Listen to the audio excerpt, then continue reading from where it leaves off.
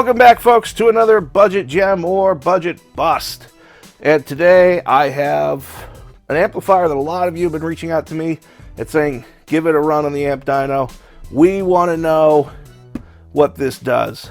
I have for you the Renegade RXA1000D. Renegade is a brand that is owned by the Rockford Corporation, otherwise known as Rockford Fosgate. And a lot of people out there are saying, hey, these Renegade amps, I've been sold on it that it's underneath it's a Rockford amp. And for what I picked this up for, which was $69 shipped, if that's true, heck yeah, man, we've got a budget steal in the works. Renegade, until you guys reached out to me, I never heard of and never really followed.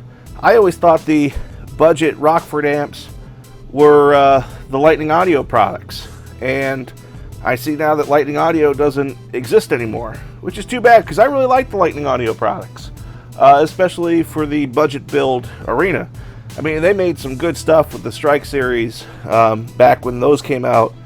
Oh God, probably I want to say like 17 years ago, maybe 15 years ago. They used to be the go-to thing for your installation accessories, your wiring, etc. Now they don't exist. And now we have Renegade.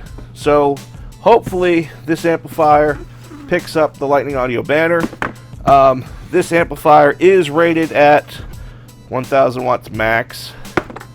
Boo to that already. But it's rated at 500 watts RMS at 2 ohms mono and 250 watts at 4 ohms mono. So enough talking about this amp. Let's dive into the unboxing. We're going to unbox the amp, and then of course, yeah, we're going to strap it up to the eater of worlds, my 81 Amp Dyno, and we're going to find out just how much power you get for 69 bucks. So let's jump right in. Yeah, let's open her up here. First thing we get is our owner's manual. Pretty thick for a 5-in-1 amp. It's in German. So, alright, there is an English section. Of course, just as I had said, 250 watts by 1 at 4 ohms, and 500 watts by 1 at 2 ohms RMS. Does not say the voltage power it was done at, but we'll assume 14.4. And yeah, it says it was done at 80 hertz, but we're going to test at 40 hertz. So no squeaking away there, guys. And this says it's an EU product, so I don't know, maybe these weren't meant for the US, don't know. Alright, let's crack in further. We got a bass knob. Pretty heavy. It's full metal. It's not a cheapie. And it's included in the box, so that's something you don't get with a lot of Fosgate amps. That they make you pay extra for the remote bass knobs. This side, we get our remote bass cable. Nothing spectacular there. Some mounting screws and some spare 30 amp fuses. And yes, last but not least, we have one Renegade amplifier, which is not too shabby looking. Got a nice little brushed aluminum finish on it. Got a really cheesy looking Renegade logo on there. It doesn't look bad. It's pretty lightweight, so it's not exactly a monster. Of course, I do wish they did not put 1000 watts MOSFET power on there, because it's 1000 watts max. It's not really RMS. But yeah, let's check out the sides of the amp and find out some more on this. Along this side of the amplifier, we have our power input terminals as well as our speaker output terminals. And yes, this amplifier uses my arch nemesis, spade terminals. Oh, how I hate you so much, spade terminals. But of course, we have over here, we have our power and ground spade terminals. We have two 30 amp fuses, which is a good sign for this amplifier making its rated power of 500 watts RMS at 2 ohms. And at least we do have, even though they're spade terminals, we do have two speaker outputs that are in a summed mono configuration. So you can use either one you want, and it'll sum the signal down. So you could plug in two 4 ohm subwoofers, and you would get a 2 ohm final load. Along this side of the amplifier, we have our settings and our RCA inputs and outputs. Yes, for this sub $100 amplifier, Rockford Fosgate / Renegade, whichever one you really want to call them, does include both inputs and outputs for RCAs. Of course, we have our gain right here. You have the ability to doing a phase shift between 0 and 180 degrees. A subsonic filter, which is adjustable from 10 Hz to 35 Hz. And a low pass filter, which is adjustable from 160 Hz down to 22 Hz. So, I guess if you ever want to play between 10 Hz and 21 Hz, I mean, you'd send it all the way down. I mean, if you want the real low lows, I don't know why it goes so low, but anyway, that's what they did. And of course, your 0 to 12 dB bass boost and your remote output. And like we saw, this amplifier includes a remote bass knob, which you don't even get sometimes on the very high-end Fosgate Power Series amps. So, throwing all the value at it.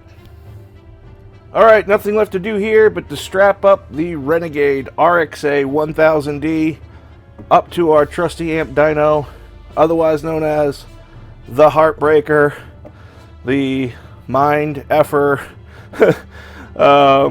the sales builder or the sales killer. We're going to strap this amp up. We're going to find out just how much power this amplifier produces. It's rated at 500 watts at 2 ohms. We're going to find out, is it accurately rated? Is it underrated? Is it overrated? I don't know. I mean, most products associated with Rockford Fosgate are underrated. Who knows? Maybe we'll see 700 or 800 watts. Let's find out. I'll see you after the break.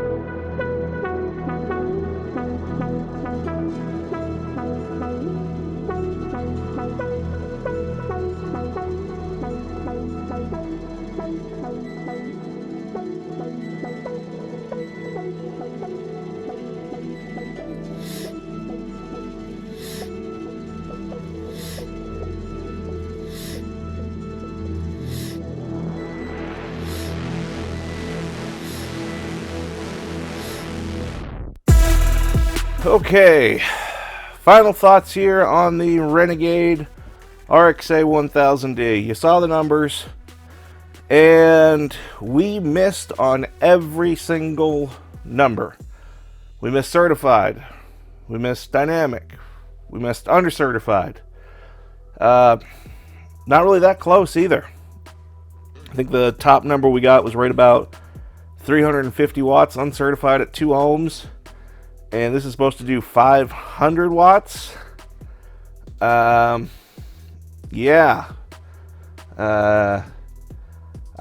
Look, I don't know how Renegade became owned by the Rockford Fosgate Corporation, but you guys should probably kill this brand. This amp is not so good. And again, I don't know if this is supposed to be an American product. I don't, the manual says it complies with EU stuff, so I don't know if it's supposed to be shipped to Europe. Either way, this amp doesn't produce what it says. And God, it's a bust, man. I mean, there are a lot of people who have been buying these amps thinking they're getting a budget Rockford. Kind of like how Lightning Audio used to be. Lightning Audio used to produce some good stuff, definitely Rockford put some attention on the Lightning Audio line. This, man, be embarrassed. This is not good. Yeah, I was expecting 700 watts. I got half of that. So I don't know what to tell you, folks. Sorry. We got another bust here this week. I was hoping for a gem. I was hoping to find another under $100 amplifier that I could recommend to people. And I go out swinging. So that's it for now, folks. I got a lot more amps to test. I'll see you next time.